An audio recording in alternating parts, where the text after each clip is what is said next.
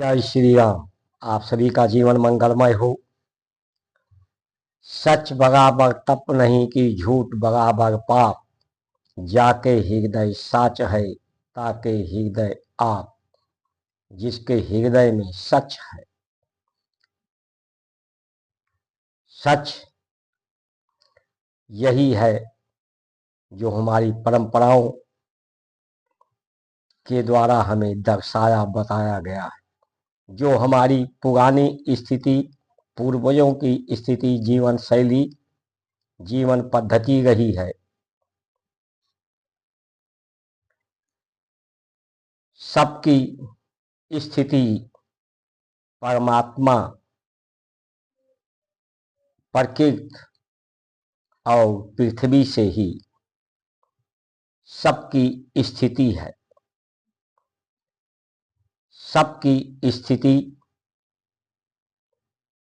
की सुरक्षा आवश्यकता उस परम स्थिति के अनुसार अपनी स्थिति बनाए रखने की जिम्मेदारी, कर्तव्य निष्ठा है।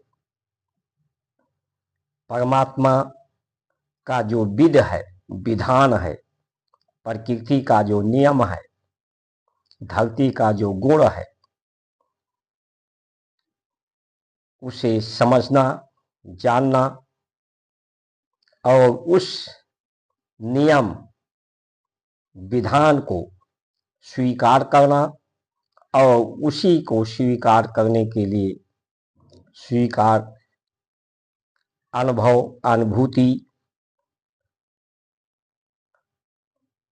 कराने के लिए ही हमारे आचार्य पद्धत ब्राह्मण हुआ करते थे, जो उस परमात्मा के विधान से सबको अवगत कराते थे, अनुभूति कराते थे। जिस विधान का पालन करना आवश्यक होता है, उस विधान को जानना, समझना भी आवश्यक होता था। तो उसकी आवश्यकताएं थीं और उसकी आवश्यक सूचनाएं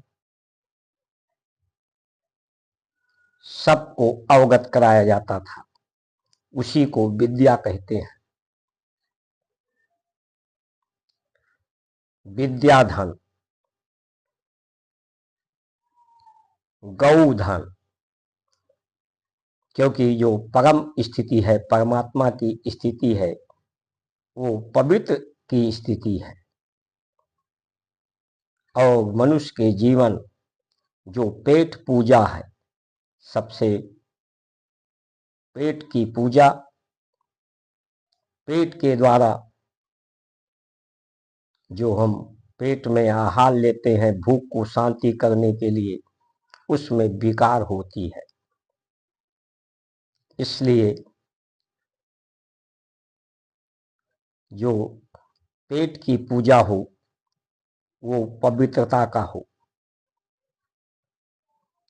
जब पेट भूख भोजन करते हैं तो बैठ करके जमीन पर, पीढ़े पर, जिससे जो पवित्र करने की स्थिति है वो प्राण है। प्राण पेट में स्थिति हो उसकी।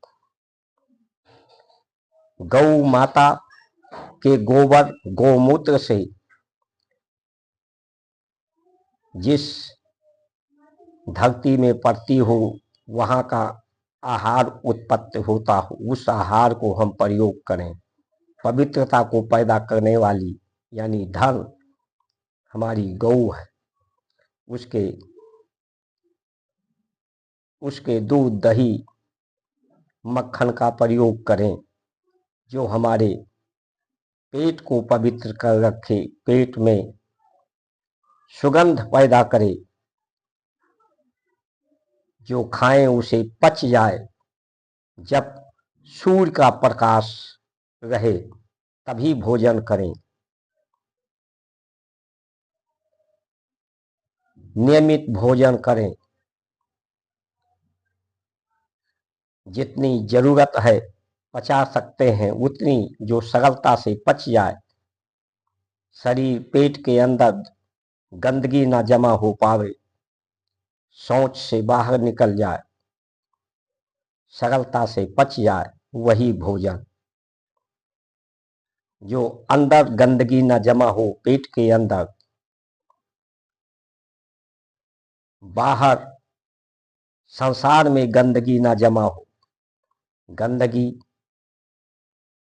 का विस्तार ना हो, दुर्गंध का विस्तार ना हो,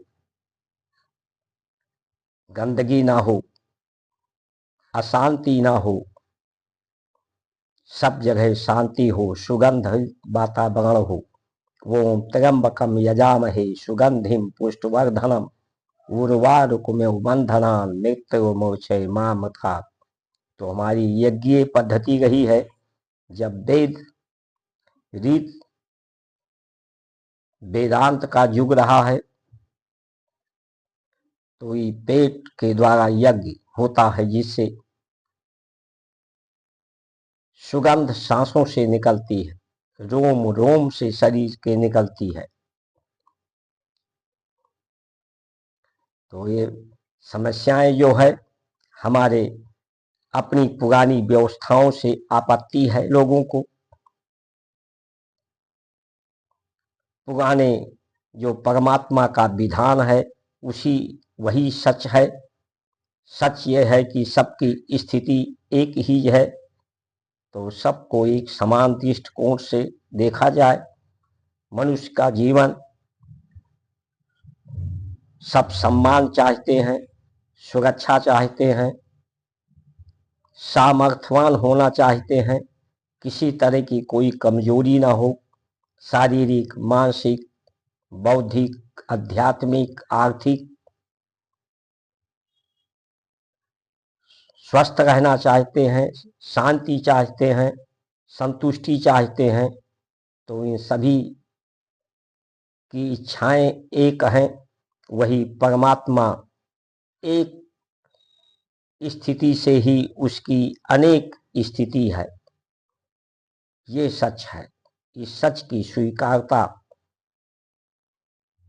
ही जो परंपराओं के द्वारा दिया गया, और इस परंपराओं का विधान घर घर तक पहुंचाने वाले ब्राह्मण, वो किसी से शुल्क नहीं लेते थे, दान के माध्यम से स्वेच्छा से जिसकी जो इच्छा हो वो देता था।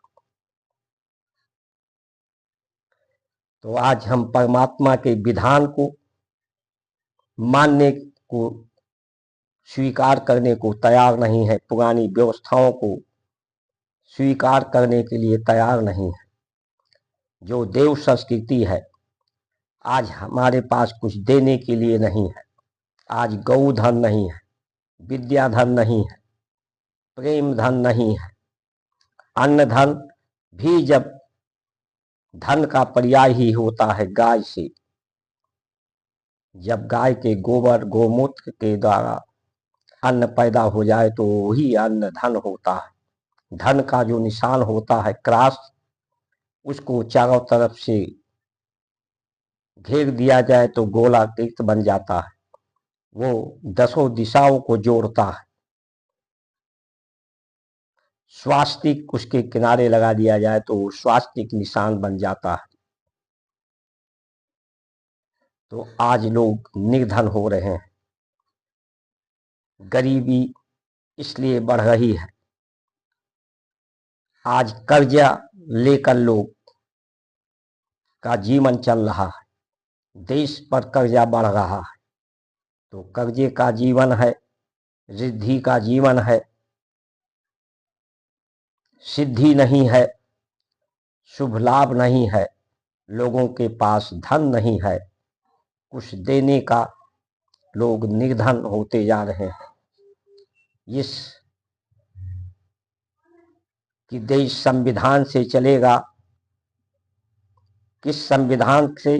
परमात्मा के विधान से नहीं, अम्बेडकर के द्वारा बनाए गए संविधान से चलेगा। और इस संविधान की पढ़ाई भी लोगों को नहीं पढ़ाई जाती कि इस विधान का भी लोग जान पाए।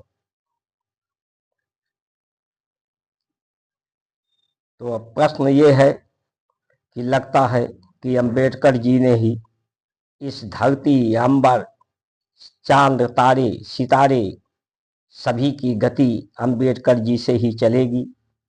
अंबेडकर जी के ही या आज के जो संविधान की बात करते हैं, फंडामेंटल राइट, ये रावण का विचार है। आज लोगों के जुबान पर सिर्फ राम है, हृदय में राम की कहानी हो तो लोगों का चरित्र भी राम जैसे हो जाए। तो आज की कहानी सिर्फ रावण की कहानी है, जबकि सुख शांति राम की कहानी पर है कि राम की कहानी सिर्फ जुबानी ना हो, जुबां पर ना हो, हृदय में हो। राम का मंदिर हो, कृष्ण का मंदिर हो, शंकर का मंदिर हो, जब आताताइयों ने तोड़ा था तो उसमें राम भक्त कितने मारे गए थे, तो उस राम ने क्यों नहीं रक्षा की थी?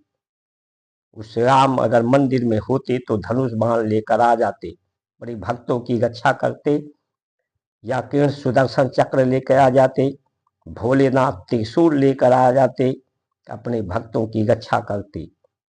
इससे भी हम सबक नहीं लेते हैं। उस मंदिरों की भी रक्षा हमें राम बनकर, कृष्ण बनकर, भोलेनाथ की जैसे त्याग तपस्या के माध्यम से रक्षा कर सकते हैं। तो आज की जो स्थिति है, परिस्थिति है, वो भारत की परंपराओं की विपरीत स्थिति है। उस पर आपत्ति की स्थिति है, विपत्ति की स्थिति है। इसलिए अब परमात्मा ही को ही अब निर्णय करना है कि ये जगत परमात्मा के विधान से चलेगा या इस नेताओं के बनाए हुए विधान से चलेगा। जय श्री राम।